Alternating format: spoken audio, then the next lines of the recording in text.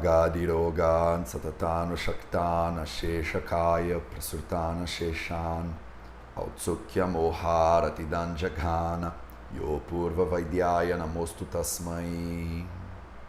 Bonjour à tous, je suis Rita de la chaîne Ayurnatur et en collaboration avec Mateusz Macedo de la chaîne Videveda, pardon.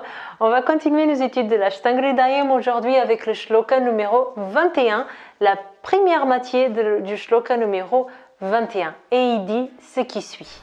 Tesham kaya manobheda tadishtanam apidvidha. Tesham.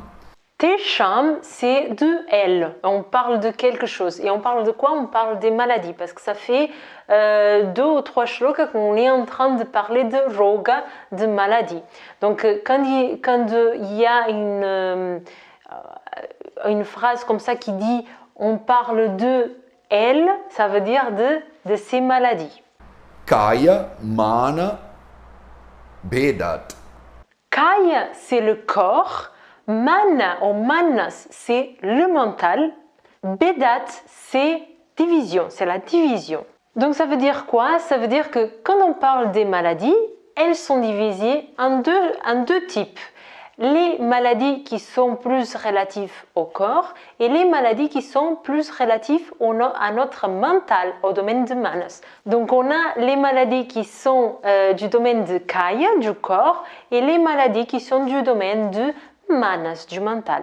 Adishtanas. Les advishtanam, les endroits de la maladie, ils sont duida, deux.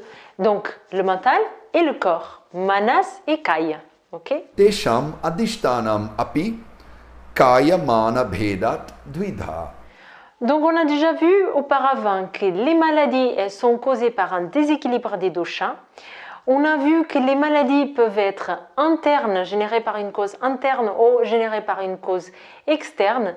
Et maintenant, on voit qu'elles sont de deux types. Soit elles sont au niveau de notre mental, elles peuvent être divisées en deux types, soit au niveau de notre mental, soit au niveau de notre corps.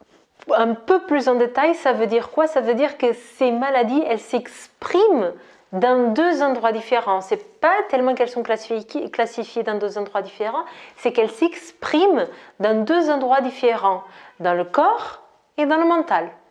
Mateusz Macedo commence déjà à nous introduire un petit peu de ce qui va se passer la semaine prochaine lors du prochain shloka.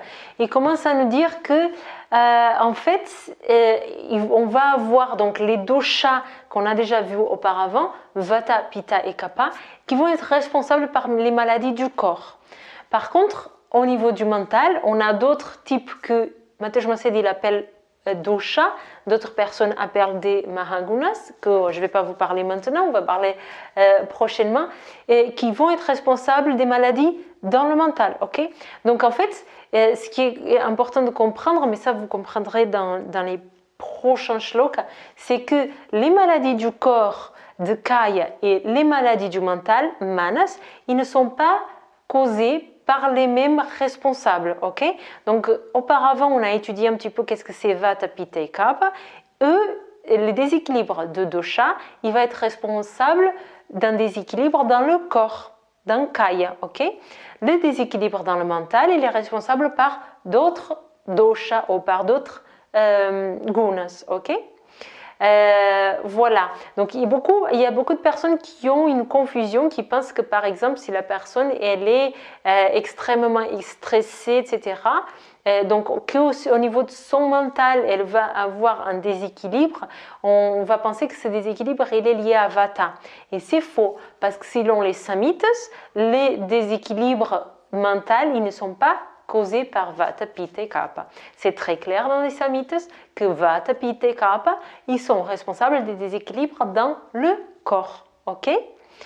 On a une tendance à voir les choses de la façon occidentale. Mais en fait, en Ayurveda, la vision elle est différente. Par exemple, l'émotion, en Ayurveda, on va pas, chez nous, peut-être qu'on va dire que l'émotion, c'est quelque chose de plutôt mental. Et on va faire une division de ce qu'on pense que c'est le mental et de ce qu'on pense qui est le corps, qui n'est pas forcément la même division qui se fait en Ayurveda, ok? Une émotion, par exemple, en Ayurveda, il n'y a pas cette division de dire c'est le mental ou c'est le corps, ok? Juste pour vous donner une idée. Donc, selon la Charaka Samhita, c'est très clair que Ayu, la vie, elle est composée de l'équilibre entre 4 choses, qui sont le corps, Sharira, Indriya, les organes des sens, Sattva, l'habilité cognitive, donc la capacité de cognition, et Atma ou Avyakta, celui qui observe tout ce qui est en train de se passer, notre Atma, notre âme. Okay? Donc la vie, selon l'Ayurveda, elle est l'ensemble et l'équilibre de ces 4 choses. Okay? Donc dans cette définition de vie, on a Sharira et on a Sattva, donc, qui sont des traductions qu'on peut traduire Sharira par le corps et Sattva par le mental.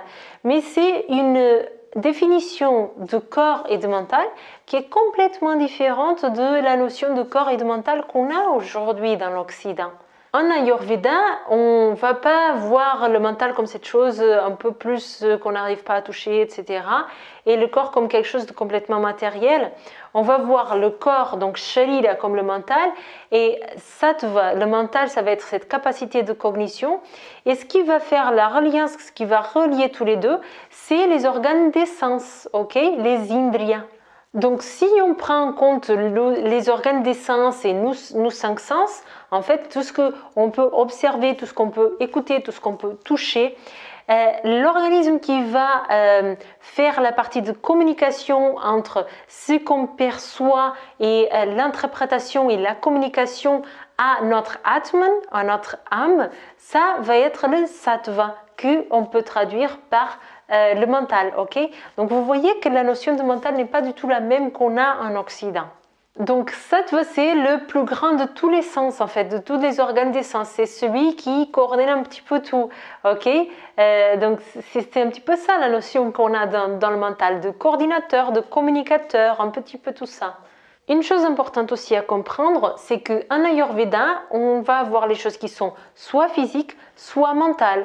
On ne va pas avoir cette notion de maladie ou de déséquilibre émotionnel comme on a en Occident. Okay? C'est soit physique, soit mental, en sachant que le mental n'est pas le mental qu'on est habitué en Occident.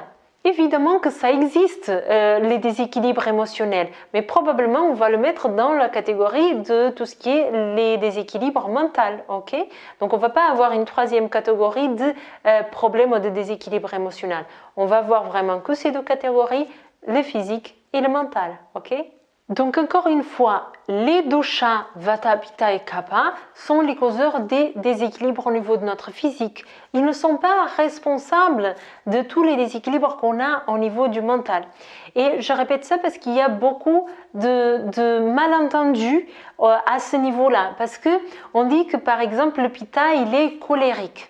Okay? Et dans notre connotation en Occident, la colère, c'est une émotion. Et une émotion, ça va être plutôt dans le côté du mental. Donc, on fait le raccourci et on se dit, ok, donc si on a un Pitta élevé, on va être colérique, donc on va avoir un déséquilibre au niveau du mental.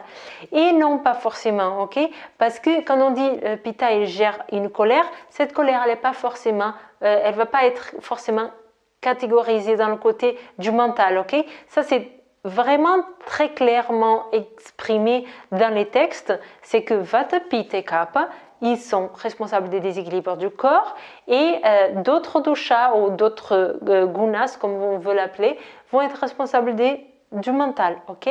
Donc, la colère du Pitta, elle ne va pas forcément être causeur d'un déséquilibre au niveau du mental. Ok? Beaucoup plus après, quand on sera dans le chapitre de Sharirasthana, donc le chapitre du corps, anatomie et physiologie, on va voir certaines maladies qui ressemblent par exemple à de la folie. Okay? Donc la folie pour nous en Occident, c'est quelque chose qui serait naturellement plus associé à notre mental.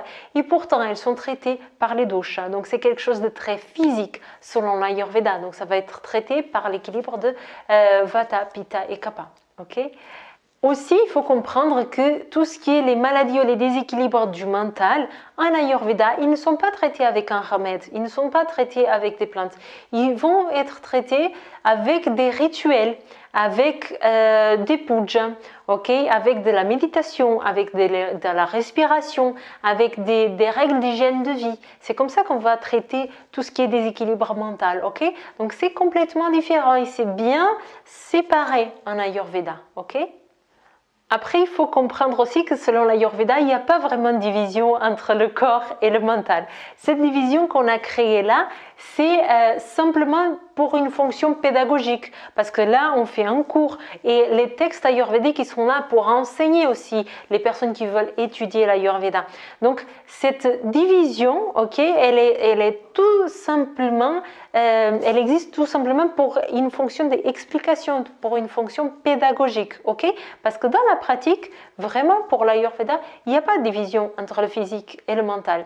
C'est juste pour que nous, on puisse agir, il faut que d'abord, on essaie d'avoir des compartiments pour chaque notion pour qu'on puisse l'étudier. Parce que si on ne le fait pas, on n'arrive pas à comprendre toute cette science. Okay? Mais c'est super important de comprendre que nous, on ne divise pas le corps et l'esprit, okay? Le corps et le mental.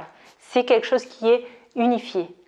On a donc introduit des concepts en plus de ceux qui étaient prévus par ce shloka parce que Matej Macedo explique qu'il a déjà une certaine expérience en expliquant l'Ayurveda et il sait que quand on arrive à ce moment-là, il y a beaucoup de questionnements, il y a beaucoup de doutes.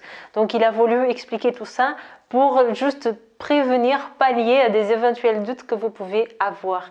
Donc ne vous inquiétez pas, encore une fois, ça va devenir de plus en plus clair, on va rajouter des couches et des couches de connaissances et petit à petit vous allez comprendre de mieux et mieux.